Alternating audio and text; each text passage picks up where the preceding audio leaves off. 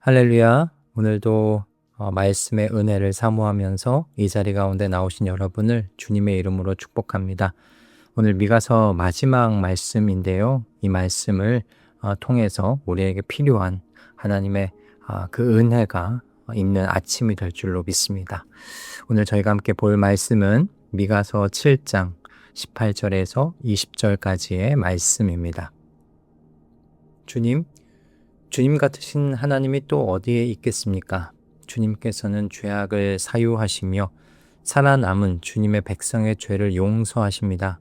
진노하시되 그 노여움을 언제까지나 품고 계시지는 않고 기꺼이 한결같은 사랑을 베푸십니다. 주님께서 다시 우리에게 자비를 베푸시고 우리의 모든 죄를 주님의 발로 밟아서 저 바다 밑 깊은 곳으로 던지십니다. 주님께서는 옛적에 우리의 조상에게 맹세하신 대로 야곱에게 성실을 베푸시며 아브라함에게 인애를 더하여 주십니다. 아멘. 예전에 차를 몰고 한강 다리를 지날 때의 일입니다. 지금도 기억이 선명한데요. 그날따라 날씨가 참 맑았고 한강에 비치는 윤슬이 너무 아름다웠습니다. 물의 찰랑거림에 맞춰서 햇빛이 정말 춤을 추는 것 같은 그런 모습이었어요. 그 광경을 차를 몰다가 보는데 눈물이 나는 겁니다. 이런 아름다운 장면을 하나님의 자녀로서 감사하며 볼 수 있다는 게 너무 감사했었어요. 나 같은 사람이 뭐라고 이런 은혜를 받아도 되나, 가슴이 먹먹해져서 연신 감사합니다, 감사합니다 하면서 운전을 했던 기억이 있습니다. 그때 제 입에서 이런 말이 그냥 나왔었습니다. 이런 하나님이 어디 계시냐? 이 하나님과 비견할 수 있는 존재가 세상 어디에 있나? 이런 말이 그냥 자연스럽게 나왔습니다. 그런데 똑같은 말을 정반대로 하는 인물들이 미가서에서 나왔었죠. 그리고 가끔 우리 주변에도 있지요. 미가서 앞부분을 보시면 이 대적들이 하나님의 백성을 향해서 이렇게 이야기를 했습니다. 내 하나님이 어디 있냐? 조롱입니다. 하나님 백성이 넘어진 것을 보고 하는 말이죠. 그런데 미가 선지자가요, 7장 이 미가서를 마무리하면서 이렇게 이야기를 합니다. 주님과 같으신 하나님이 또 어디에 있겠습니까? 같은 어디라는 말이 들어가는데 극과 극의 차이입니다. 조롱의 어디가, 조롱의 어디가, 찬양의 어디가 되어 이 미가서를 마무리합니다. 오늘 아침 저희가 함께 볼 말씀도 이 말씀이에요. 이와 같은 하나님이 또 어디 계시는가? 오늘 이 아침에 우리의 입술에서 이 고백이 터져 나오게 되는 우리 말씀 동행 식구들이 다 되시기를 주님의 이름으로 축복합니다. 자, 그럼 여러분, 미가는 무엇을 보고 이렇게 감격해서 하나님을 찬양하게 된 건가? 그가 본 것은 하나님의 능력이 아니고요. 하나님께서 저와 여러분, 하나님 백성의 죄를 어떻게 다루시는지에 관한 것이었습니다. 이것을 보고 나서 감격했어요. 18절의 말씀을 보면 죄악을 사유하시며 라는 말이 나오는데요. 사유한다 라는 말은 죄를 용서하여 놓아주신다, 그런 뜻입니다.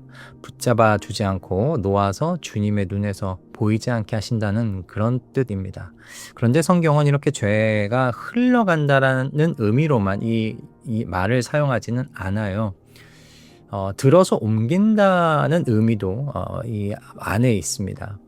무거운 짐을 어깨에서 들어 올려서 다른 데로 옮기는 그림입니다. 이 그림을 성경은 또 우리에게 옮겨서 사용하죠. 우리의 죄를 그렇게 옮기신다는 거예요. 그리고 하나님께서 그 곁을 지나가시는 것으로 또 이 단어의 의미를 사용합니다. 그러니까 옛날 그 유월절 밤에 천사가 이스라엘 백성의 집을 그냥 지나갔던 것처럼 말입니다. 여러분, 한번 생각해 보세요. 하나님께서 우리에게 지금까지 살면서 지은 그 죄들을 낱낱이 하나하나 부르면서 청산하신다고 한다면 여러분, 견딜 수 있는 사람이 있겠습니까? 아마도 어떤 한 사람도 견딜 수 없을 겁니다. 그런데 하나님께서 저와 여러분을 그 두려움의 자리로 불러내지 않고요, 그냥 그 곁을 지나가신다는 거예요. 그런데 우리가 생각할 수 있는 건 이겁니다. 어떻게 공의의 하나님께서 이렇게 그냥 지나가실 수 있으신가? 자, 18절 하반절의 말씀이 하나님이 또 어떤 분이신지를 정확하게 드러내 보여줍니다. 진노하시되 그 노여움을 언제까지나 품고 계시지는 않고 기꺼이 한결같은 사랑을 베푸십니다. 여러분, 이 말씀을 잘 보십시오. 하나님께서는 공의로운 하나님이시죠. 그래서 죄에 대해서는 반드시 진노하십니다. 노여움을 가지세요. 그런데 여러분, 그 노여움이요, 영원하지 않습니다. 그 노여움을 언제까지나 품고 계시지 않으시는 하나님이라고 말씀하십니다. 노여움에는 끝이 있어요. 자, 그럼 사랑은 어떻죠? 사랑에는 한결같은이라는 말이 붙어 있습니다. 여러분, 하나님께서 어떻게 이 두 감정을 함께 가지고 계실 수 있으실까? 하나님의 진노가 여러분 어디를 향하고 있는지를 생각해 보면 이해할 수 있어요. 하나님의 진노는 무엇을 향한 진노였나요? 죄를 향한 진노입니다. 그렇다면 여러분, 그 죄를 걷어내면 거기에 무엇이 남아요? 하나님이 사랑하시는 그 사람만 남아요. 마치 이런 겁니다. 제가 사랑하는 아들에게 매를 들어야 할 때는 아들의 잘못, 그 죄의 형태를 닮은 그 행위를 제가 보면서 그 행위에 대해서 매를 드는 것이죠. 그러면 여러분, 이 매가 끝없이 계속 되어질까요? 아닙니다. 끝납니다. 대신에 여러분, 전 아들에게 진노하지 않습니다. 매가 끝나면 그곳에 남아있는 아들은 제가 항상 언제고 변함없이 사랑하는 아들입니다. 그래서 늘 아들에게 이렇게 인지를 시켜요. 그 잘못에 대해서 아빠가 화를 낸 것이고 아빠는 아들을 지금도 변함없이 사랑한다라고요. 하나님이 하시는 일이 바로 딱 이겁니다. 죄를 걷어내고 그 사람을 사랑하시는 거예요. 그러니 진노는 언제까지나 품고 계실 수 없으신 거죠. 그리고 하나님의 것인 백성에게는 한결같은 사랑을 주시는 하나님이십니다. 같은 이야기를 19절에서 또 하고 있어요. 하나님께서 우리 모두의 죄를 발로 밟으신다라고 하시죠. 하나님께서 사랑하는 백성을 발로 밟으시는 것이 아니라 바로 그 죄를 밟으시는 거예요. 그리고 그 죄를 바다 밑 깊은 곳, 다시는 떠오르지 않을 깊은 곳에 던져버리시는 겁니다. 그럼 이제 하나님의 눈에 남는 존재는 하나님이 사랑하시는 하나님의 백성, 하나님의 것뿐입니다. 20절의 말씀을 보면 미가는 이런 하나님을 참 잘 알고 있었어요. 그는 하나님이 어떤 분이신지, 그분이 우리 죄를 어떻게 하시는지 똑똑히 보았어요. 본 그대로 지금 찬양하고 있는 거죠. 막연한 기대가 아니고요. 주님께서는 옛적에 주님의 조상에게 맹세하신 대로 하나님의 맹세를 붙들고 확신 가운데서 지금 찬양하고 있는 겁니다. 그러니까 주님 같으신 하나님이 또 어디에 있겠습니까? 하고 지금 찬양할 수가 있는 거죠. 자, 그런데요, 여러분, 이 미가의 찬양이요, 미가도 몰랐던 이 700년 뒤의 시점을 생각하게 합니다. 미가의 이 찬양을 700년 뒤에 사람들이 읽었을 때 그 모든 성도들, 그 모든 하나님의 백성들은 단 한 사람을 주목할 수밖에 없게 됩니다. 세례 요한이 요단강에서 한 사람을 손으로 가리키면서 이렇게 말했었죠. 보시오, 세상 죄를 지고 가는 하나님의 어린 양입니다. 우리가 받아야 할 고통을 대신 지고 가시는 하나님의 어린 양, 이 어린 양이 우리의 죄를 짊어지시고 골고다에서 죽으셨습니다. 하나님께서 들어 옮기신 우리의 그 죄의 짐이 하나님의 아들의 어깨 위에 놓인 것입니다. 네, 여러분, 이렇게 미가가 보았던 하나님의 죄에 대한 진노를 하나님의 아들이 감당한 겁니다.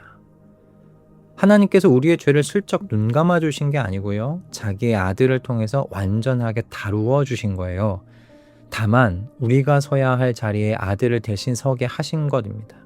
그래서 이제 예수 그리스도 안에 있는 사람들은요, 죄인이라는 판결을 받아요, 안 받아요? 받지 않습니다. 예수 그리스도 안에 있으면 우리와 하나님 사이의 죄가 치워집니다. 그렇게 되면 우리와 하나님 사이에 뭐만 남습니까? 사랑만 남습니다. 한결같으신 사랑만 남습니다. 그래서 사도 바울이 이렇게 이야기할 수 있었던 거예요. 누가 우리를 그리스도의 사랑에서 끊을 수 있겠습니까? 사망도 생명도 현재일도 장래일도 그 무엇도 우리를 우리 주 예수 그리스도 안에 있는 하나님의 사랑에서 끊을 수 없습니다. 할렐루야.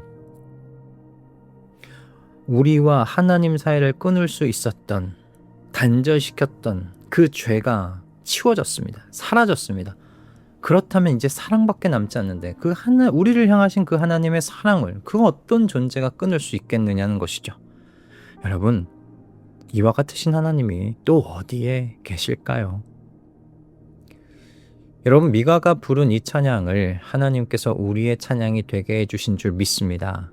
우리의 죄를 들어 옮기시고 그 곁을 지나 가시고 다시는 떠오르지 않을 깊은 곳에 던지신 하나님, 우리의 죄의 짐을 아들의 어깨에 지우기까지 하신 하나님, 그래서 이제는 그 무엇도 우리를 그 사랑에서 끊을 수 없게 만드신 하나님, 여러분, 이와 같은 하나님이 또 어디에 계실까요? 이 은혜는 우리가 영원히 찬양해도 모자랄 겁니다. 그러니 오늘도 그리고 영원히 우리 십자가 아래에서 이 용서의 은혜를 찬양하는 우리 말씀동의 식구들 모두가 되기를 주님의 이름으로 축복합니다. 매일 아침마다 이와 같으신 하나님이 또 어디에 계시는가 그렇게 고백하며 기쁨과 감사와 감동 속에서 하루를 여시는 우리 모든 가족분들 다 되시기를 주님의 이름으로 축복합니다. 할렐루야. 기도하겠습니다. 주님, 세상은 저희를 향하여 너희의 하나님이 어디 계시냐라고 묻습니다. 그런데 주님은 이와 같은 하나님이 세상 어디에 계시느냐 그렇게 고백하게 하십니다. 주님 참 감사합니다. 저희의 죄를 들어 옮기시고 그 곁을 지나가시고 다시 떠오르지 않을 깊은 곳으로 아들을 통해 던지신 그 하나님을 찬양합니다. 그러므로 그 무엇도 이제 저희를 향한 주님의 사랑을 끊을 수 없다는 것을 믿습니다. 그러니 세상 속에서 하나님의 끊을 수 없는 사랑 속에서 사는 자녀들답게 그렇게 살아가게 하여 주시옵소서. 주님의 이 은혜를 영원히 찬양하며 살아가게 하여 주시옵소서. 저희를 하나님 앞에서 흠없고 거룩하게 하신 우리 주 예수 그리스도의 이름으로 기도드립니다. 아멘.